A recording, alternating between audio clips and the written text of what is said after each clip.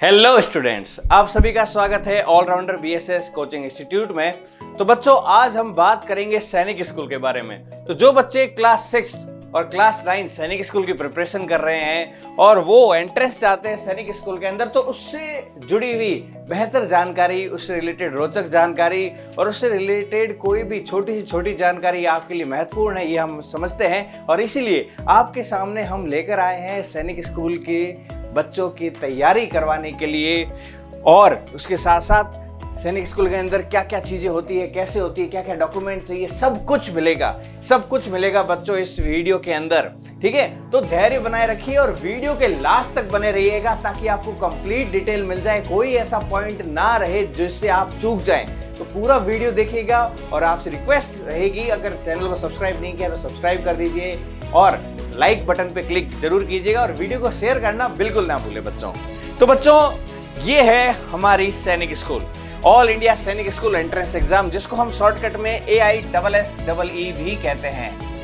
ठीक है बच्चों, अब हमारा जो मोटो है ऑलराउंडर बीएसएस का, वो यही है, अपना सपना सैनिक स्कूल। तो बच्चों, इसके अंदर हम बात करते हैं सबसे पहले कि व्हाट इज सैनिक स्कूल, आखिर सैनिक स्कूल है क्या जी। तो क्या है Sainik school? The Sainik schools are a system of school. ये स्कूल का एक सिस्टम है, ठीक है, जिसके अंदर बहुत सारी स्कूल्स रहती है, ठीक है, in India, established and manage by, जिसकी स्थापना और उसको मैनेज कौन करता है? सैनिक स्कूल सोसाइटी, SSS, सैनिक स्कूल सोसाइटी करती है। और उसके साथ में किसके अंडर में करती है? Ministry of defence, MOD, ministry of defence के अंडर में ये काम करती है सैनिक स्कूल। ठीक है, और जानते हैं सैनिक स्कूल के बारे में। तो ये जो सैनिक स्कूल है, इनकी स्थापना 1961 में VK कृष्ण मेनन जी ने करवाने के लिए प्रस्तावित किया था। ठीक है, तो इनका बहुत बहुत धन्यवाद है। और ये हमारे देश के बहुत महान व्यक्तित्वों में से एक है। इनका संबंध लाला लाजपत राय जी और कई महान नेताओं के साथ में रहा। राजेंद्र प्रसाद जी के साथ में भी इनका काफी उठना बैठना था, महात्मा गांधी जी के साथ में भी, और बहुत अच्छे पर्सन थे। इन्होंने इतनी अच्छी जो है शुरुआत करवाई ताकि जो डिफेंस के बच्चे हैं, अगर वो सैनिक स्कूल में जाना चाहते हैं, वो भी पढ़ सकते हैं, और जो यहाँ तक कि सिविलियंस भी हैं, वो भी सैनिक स्कूल में जाकर अच्छे से तैयारी कर सकें। तो आपका बहुत बहुत धन्यवाद सर। अब बच्चों, बात करते हैं मोटो ऑफ सैनिक स्कूल। क्या है सैनिक स्कूल का मोटो? तो यहाँ पर आपको दिख रहा है, सैनिक स्कूल का मोटो क्लियर है, to prepare students mentally and physically for entry. ठीक है, मानसिक रूप पे और शारीरिक रूप से, दोनों रूप से तैयार करना स्टूडेंट्स को। किसके लिए? NDA के लिए, नेशनल डिफेंस एकेडमी, NDA के लिए तैयार करना, और साथ ही साथ इंडियन नेवल एकेडमी, INA के लिए भी तैयार करना। दोनों के लिए तैयार करना किसका मोटो है? सैनिक स्कूल का। जी हाँ मेरे कारगिल के योद्धाओं, तैयार हो जाओ अपने एडमिशन के लिए और धूमधाम से लग जाओ। ठीक है, पूरा बताएंगे बेटा क्या क्या चीज है इसके अंदर अच्छे से। अब देखो बेटा, अब यहाँ पर है मोड ऑफ स्टडी। किस स्टडी जो है किस बोर्ड में करवाई जाती है, क्या क्या चीजें होती है इसके अंदर। तो ये जो इसकी एजुकेशन है, इसका एजुकेशन सिस्टम है, वो CBSE कंसेप्ट है। CBSE की जो बुक्स होती है, NCERT वगैरह, जो कुछ भी वो अप्लाई करते हैं उस कंसेप्ट के ऊपर बेस्ड है, CBSE कंसेप्ट पे बेस्ड है। डे बोर्डिंग, ठीक है, डे बोर्डिंग मतलब यहाँ पर जो होगा, क्या होगा, बच्चे जो है स्कूल से बाहर रहकर पढ़ाई नहीं कर सकते, हॉस्टल के अंदर ही रहना पड़ता है बच्चों को। ऐसा नहीं होता घर से आ जाए स्कूल और स्कूल के अंदर पढ़कर वापस घर चले जाए, नहीं, बच्चों को पूरे दिन स्कूल में ही रहना पड़ता है। ठीक है, फुल डे बोर्डिंग रहता है और ये इंग्लिश मीडियम स्कूल है। ठीक है, 6 to 12 तक। ओके बच्चों, आगे बात करते हैं। टोटल नंबर ऑफ सैनिक स्कूल, हमारे देश के अंदर कुल कितने सैनिक स्कूल हैं? ठीक है, तो सबसे पहले जो सैनिक स्कूल बना था, एक स्टेट ने बनाया था जिसका नाम है यूपी गवर्नमेंट द्वारा। ठीक है, तो एक सैनिक स्कूल जो है यूपी गवर्नमेंट ने बनाया था। ठीक है, उसके अलावा 33 बनाए थे मिनिस्ट्री ऑफ डिफेंस ने इसके बाद में। ठीक है, और 17 मोर प्रपोज्ड है, 17 और सैनिक स्कूल बन रहे हैं, उनके ऊपर काम चल रहा है। और 100 more proposed in PPP mode, private public partnership mode के अंदर, मतलब कॉन्ट्रैक्ट पे देंगे और उस पे 100 और सैनिक स्कूल भी आने वाले हैं। और 17 को अभी भी प्रपोज्ड कर दिया गया है, मतलब वो जल्द बनने वाले हैं। 33 अभी है और स्टेट वाले को मिलाकर 34 टोटल सैनिक schools all over India available है। क्लियर? आगे बात करते हैं बेटा, यहाँ पर क्या मिलेगा, क्या क्या है सैनिक स्कूल के अंदर। देखिए बेटा, इस स्लाइड के अंदर मैंने कवर करने की कोशिश की कि ज्यादा से ज्यादा सैनिक स्कूल के अंदर क्या क्या चीजें होती है। यही तो एक्साइटमेंट रहता है बच्चों के अंदर कि इसके अंदर क्या क्या चीजें मिलती है। देखो, रनिंग ट्रैक्स रहते हैं यहाँ पर, रनिंग सुबह मॉर्निंग प्रैक्टिस करने के लिए रनिंग ट्रैक्स वगैरह रहते हैं। क्रॉस कंट्री ट्रैक्स क्या होते हैं, जिसके अंदर सिर्फ रोड नहीं रहती, रोड भी रहती है, फिर पानी के अंदर भी दौड़ना पड़ता है, मिट्टी के ऊपर भी दौड़ना पड़ता है, पहाड़ों के ऊपर से भी दौड़ना पड़ता है, जंगलों के अंदर से भी भागना पड़ता है, पूरा इसको बोलते हैं क्रॉस कंट्री ट्रैक। इस तरह से भागना पड़ता है, ठीक है। इंडोर गेम्स, जितने भी इंडोर गेम्स आप मान लो, ठीक है, टेबल टेनिस मान लो, कैरम मान लो, लूडो वगैरह सब कुछ अवेलेबल है इंडोर गेम्स। परेड ग्राउंड, बेटा इसमें जो मजा आता है ना परेड में, वो जो फील आती है देशभक्ति वाली परेड में, वो यही है। परेड ग्राउंड वहां पर अवेलेबल है। क्या क्या नहीं मिलता है, बॉक्सिंग रिंग्स, वहां पर बॉक्सिंग सिखाई जाती है आपको। फायरिंग रेंजेस है वहां पर, मतलब फायरिंग गन सिखाई जाती है, गन कैसे चलाते हैं बिल्कुल एकदम आपको ट्रेंड किया जाता है, क्योंकि आगे जाना तो आपको डिफेंस में ही है ना। अच्छा, डिफेंस में नहीं भी जाना हो तो भी ये स्कूल बेस्ट है, क्योंकि जो डिसिप्लिन क्रिएट करती है एक स्टूडेंट के अंदर, वो अलग से ही उभर के निकलता है। बिल्कुल।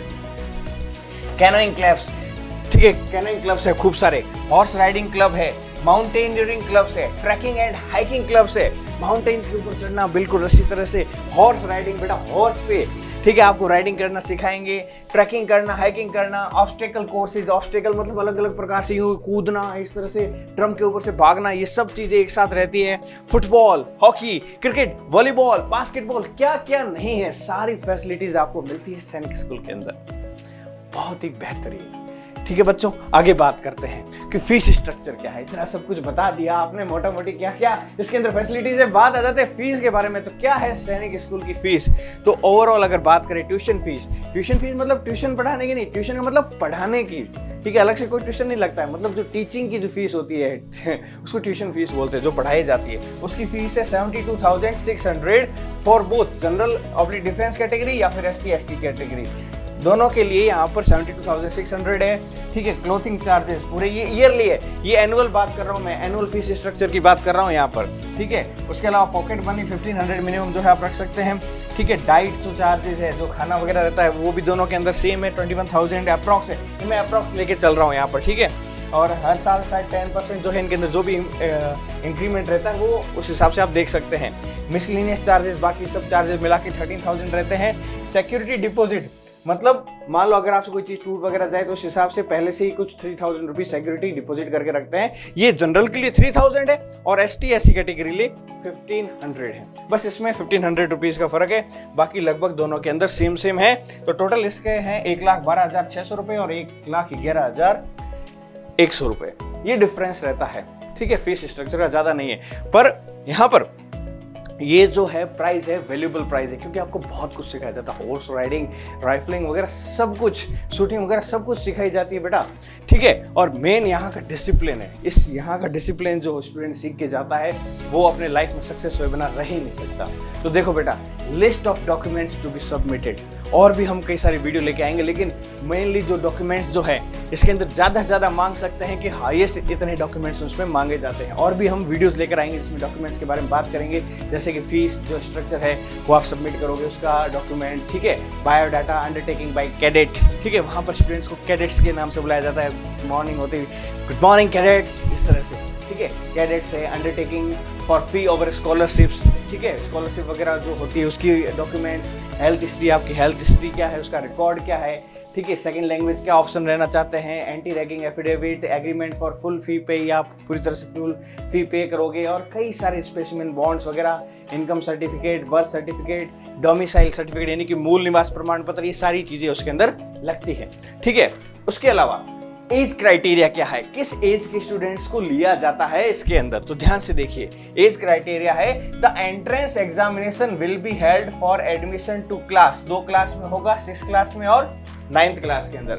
तो जो 6 क्लास के है उसके अंदर जो एज होनी चाहिए वो 10 से 12 साल होनी चाहिए, और जो 9th क्लास के बच्चे हैं उनकी एज होनी चाहिए 13 से 15 साल, 13 से 15 साल एज होनी चाहिए। और ये कब तक होनी चाहिए? जिस साल वो एडमिशन लेने वाले हैं उस साल की 31 मार्च को होनी चाहिए। ठीक है, 31 मार्च को वो बच्चा 10 से 12 साल के बीच में होना चाहिए क्लास 6 का, और 31 मार्च को ही क्लास 9th का बच्चा 13 से 15 साल के बीच में होना चाहिए। उसके बाद क्या रहा है, in which admission is sought are eligible to take the entrance exam. तो इस कैटेगरी में जो आएगा, इसका एज क्राइटेरिया में आएगा, वो एडमिशन ले सकता है। ये था बच्चों एज क्राइटेरिया। अगर स्क्रीनशॉट लेना चाहते हो please pause the video to note it down. अब इसकी जो वेबसाइट क्या है, मेन जो वेबसाइट होती है उस वेबसाइट के बारे में बात कर लेते हैं। तो सैनिक स्कूल की वेबसाइट है https, फिर यहाँ पर aiSSE.nta.nic.in, ये इसकी मेन वेबसाइट है। ठीक है, तो यहाँ पर अगर कोई फॉर्म वगैरह निकलता है, ठीक है, तो यहाँ से जाकर आप देख सकते हैं। आगे बात करते हैं बेटा एलिजिबिलिटी क्या है। ठीक है, आप योग्य है या नहीं है इस चीज को पढ़ने के, उसके बारे में बात करते हैं। तो यहाँ पर देखिए, a candidate is eligible for admission to the Sainik school. कोई भी कैंडिडेट जो है सैनिक स्कूल के लिए एलिजिबल कब है, इफ ही और सी, अगर वो लड़का या लड़की जो भी है, मिनिमम सेक्योर्स, उसके मार्क्स कितने आते हैं, 25% मार्क्स आते हैं हर सब्जेक्ट में। ऐसा नहीं एक सब्जेक्ट में ज्यादा लिया है, दूसरे सब्जेक्ट में आपके 25% से कम हो तो बोले मेरा ओवरऑल ज्यादा है। ओवरऑल नहीं, सब सब्जेक्ट में कम से कम 25% तो होने ही चाहिए of the exam and 40% marks in aggregate of all subject. और सभी सब्जेक्ट्स में कुल मिलाकर 40% से जो है ऊपर जो है मार्क्स होने चाहिए। यहाँ पर खाली एलिजिबल हुए हैं, 40% से ऊपर आती है ऐसे नहीं कि मेरा सिलेक्शन हो जाएगा, उसमें जो है मेरिट क्राइटेरिया लगेगा। ठीक है, जो टॉप स्टूडेंट्स होंगे उनको लिया जाएगा। ठीक है, यहाँ तक तो खाली एलिजिबल है, इससे कम है तो आप एलिजिबल ही नहीं हो। फिर उसके बाद में however admission will be based on relative merit. Admission जो है किस पे डिपेंड करेगा, मेरिट पे डिपेंड करेगा। ठीक है, इन AISSE यानी कि all India Sainik school entrance exam. ठीक है, and candidate in his or her category in the school opted by him or her medical fitness and verified of requisite documents. उसको मेडिकली फिट भी होना जरूरी है, और उसके साथ जो उसने डॉक्यूमेंट सबमिट किए वो सारे जो है वेरीफाइड होंगे। अगर वो करेक्ट हुआ तभी उसका एडमिशन होगा। चाहे उसने एग्जाम क्लियर कर दिया हो, मेडिकल क्लियर कर दिया हो, लेकिन उसके डॉक्यूमेंट जो है वो प्रॉपर वेरीफाइड नहीं हुए तो उसको हटा दिया जाएगा, है ना। तो डॉक्यूमेंट्स का अच्छे से ध्यान रखना। उसके अलावा आपको क्या ध्यान रखना है कि आपके जो मेडिकल सर्टिफिकेट होगा वो भी सब देखा जाएगा, मेडिकली टेस्ट किया जाएगा, और एग्जाम में 40% से ऊपर ज़्यादा रहनी है, लेकिन उसमें भी जो मेरिट में टॉप आएंगे उन स्टूडेंट्स को लिया जाएगा। तो अच्छे से पढ़ाई करनी है आपको। आगे बात करते हैं बेटा क्लास 9th के स्टूडेंट्स के बारे में कि कौन कौन से सब्जेक्ट्स रहते हैं। ठीक है, और कितने कितने मार्क्स रहते हैं। ठीक है, कितने क्वेश्चंस आते हैं और टोटल कितने मार्क्स का होता है। तो पहले बात करते हैं हम क्लास 9th के स्टूडेंट्स के लिए। क्लास 9th के जो स्टूडेंट्स हैं उनके मोस्टली आपके 5 सब्जेक्ट्स रहते हैं। ठीक है, कौन सा, mathematics, intelligence, English, general science और सोशल साइंस। मैथमेटिक्स के 50 क्वेश्चन आते हैं, बाकी सबके 25-25 क्वेश्चंस आते हैं। टोटल आते हैं आपके 150 क्वेश्चन। मतलब मैथमेटिक्स जो है इसमें भी बाजी मार रहा है। एक तो 9th क्लास में भी ज्यादा मार्क्स होते हैं और 6th क्लास में भी ज्यादा मार्क्स का मैथमेटिक्स रहता है। अब यहाँ पे देखो, marks for each correct answer. Mathematics का एक क्वेश्चन ही 4 नंबर का है, तो टोटल जो है आपका 200 नंबर का मैथमेटिक्स है, और ओवरऑल पेपर 400 नंबर का है, तो 50% तो मैथ ही खा रहा है। ठीक है, तो मैथमेटिक्स की आपको सबसे अच्छी तैयारी करनी है, बाकी सबके 50-50 है। ठीक है, ये सब मिलाकर आपके 200 और मैथमेटिक्स खाली अकेला 200 मार्क्स का है। तो ये था क्लास 9th का। अब एक और बात बता देना चाहता हूं, there is no negative marking for wrong response. Negative marking नहीं है, नेगेटिव मार्किंग नहीं है। मतलब क्वेश्चन गलत भी करोगे, गलत ऑप्शन भी सिलेक्ट कर लिया तो नंबर नहीं कटेंगे। तो कोई क्वेश्चन छोड़ना नहीं, सबको फिल करना है। ठीक है, अब बात करते हैं क्लास 6 के बारे में। क्लास 6 के अंदर आपके 4 टॉपिक रहेंगे, मैथमेटिक्स, इंटेलिजेंस, लैंग्वेज और जनरल नॉलेज। ठीक है, मैथमेटिक्स जो है उसके 50 क्वेश्चन होंगे, एक क्वेश्चन 3 मार्क्स का होगा, टोटल 150 मार्क्स का मैथमेटिक्स रहेगा। टोटल क्वेश्चन जो है वो 300 मार्क्स के हैं, तो इसमें 50% किसके पास है, मैथमेटिक्स के पास में। तो मैथमेटिक्स बहुत अच्छे से करना है, और इसका मतलब ये नहीं बाकी सब्जेक्ट करो ही नहीं, वो भी करना है। तो 25 क्वेश्चन इनके आएंगे, मतलब टोटल 75 क्वेश्चन आएंगे, और 2 मार्क्स के ईच क्वेश्चन होंगे, तो टोटल ये हो गए आपके 150। ठीक है, 150 और 150 टोटल 300 मार्क्स का पेपर रहेगा। इसके अंदर भी कोई नेगेटिव मार्किंग नहीं है, माइनस मार्किंग नहीं है। ठीक है, सारे आप जाकर भर सकते हैं। आगे बात करते हैं बच्चों इसके अंदर मोड ऑफ एग्जामिनेशन।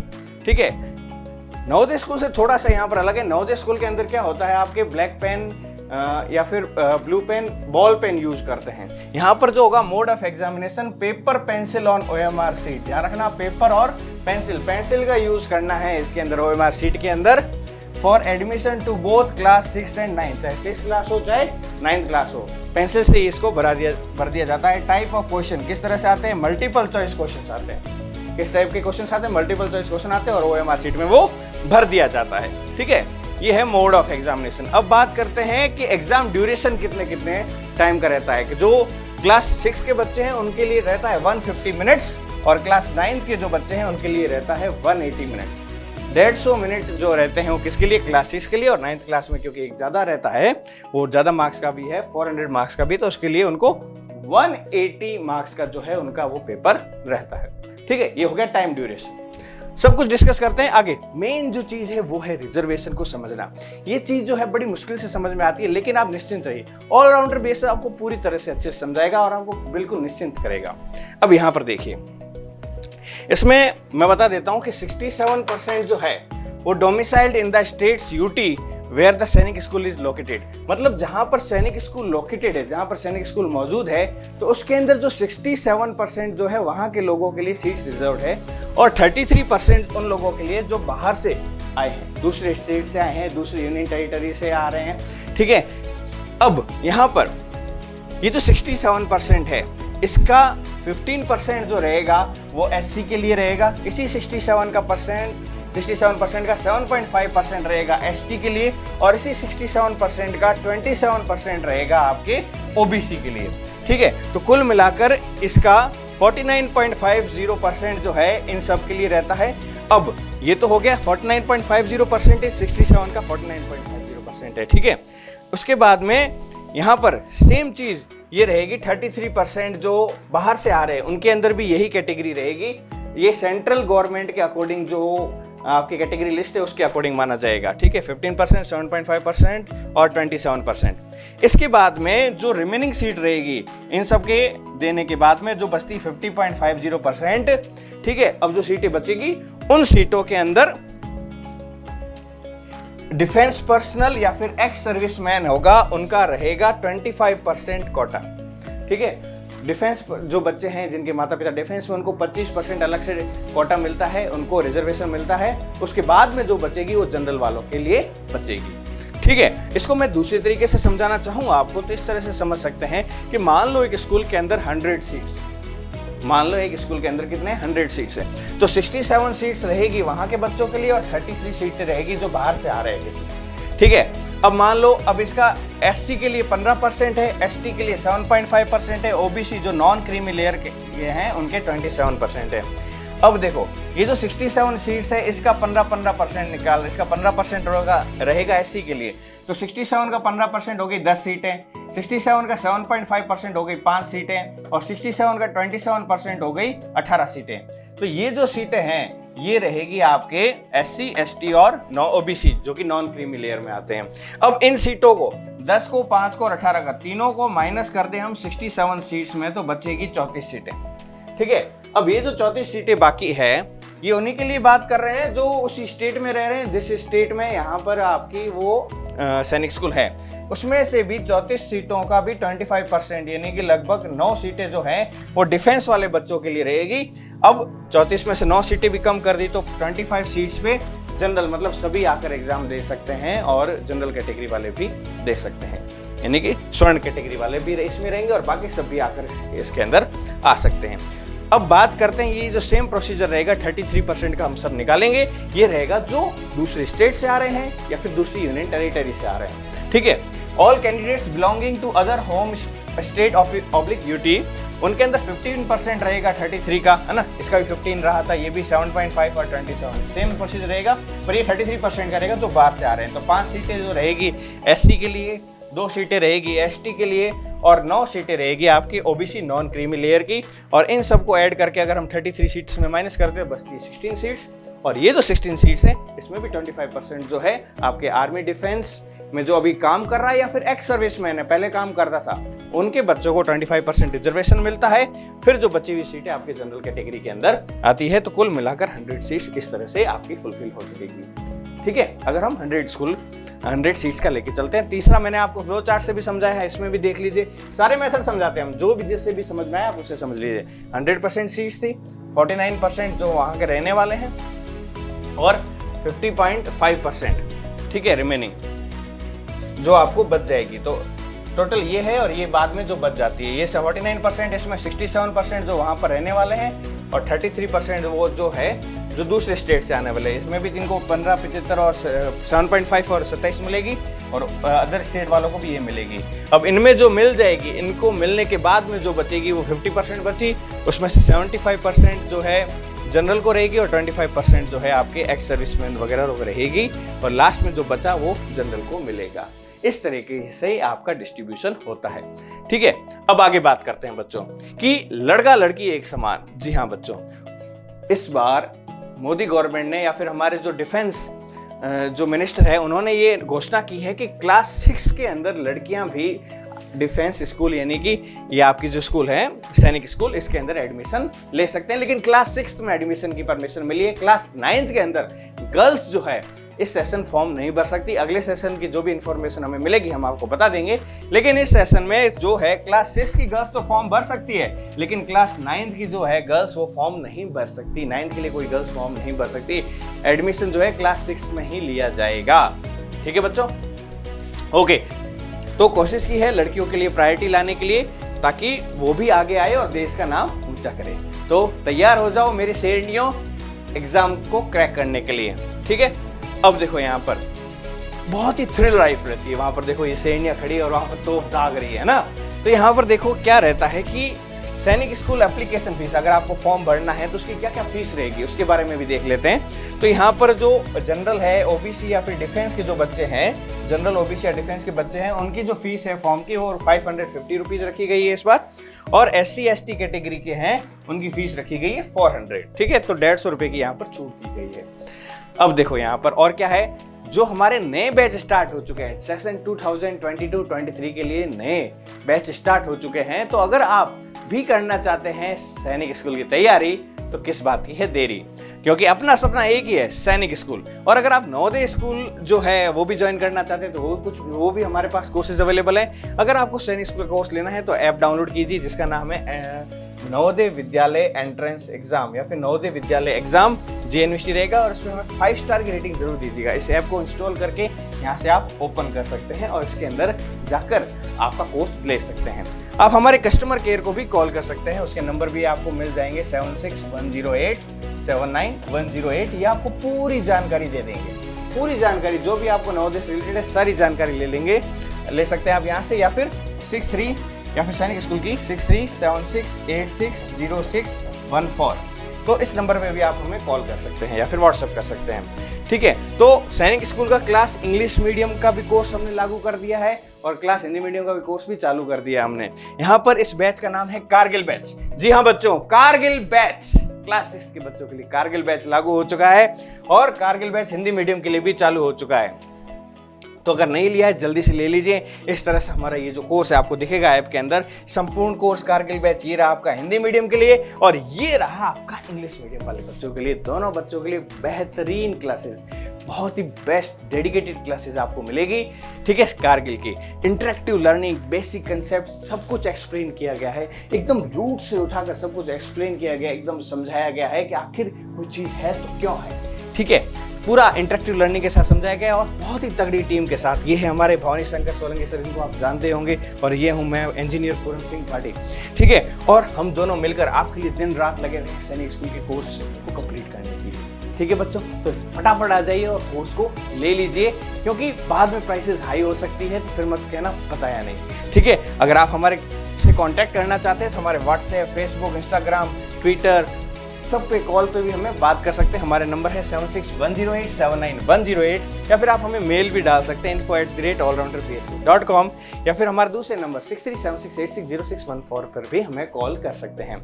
ठीक है, अब ये तो था सैनिक स्कूल के बारे में। तो वीडियो अगर आपको बहुत अच्छा लगा है तो प्लीज़ वीडियो को लाइक ज़रूर कीजिएगा। उसके अलावा लाइक, शेयर और सब्सक्राइब है।